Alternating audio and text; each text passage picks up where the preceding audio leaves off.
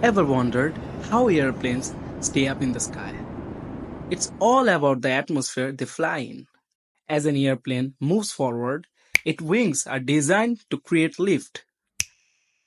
The shape of the wing causes air to move faster over the top, creating lower pressure, while slower moving air underneath creates high pressure. This pressure difference generates lift, keeping the airplane airborne. Engines provide the thrust needed to move forward through the air.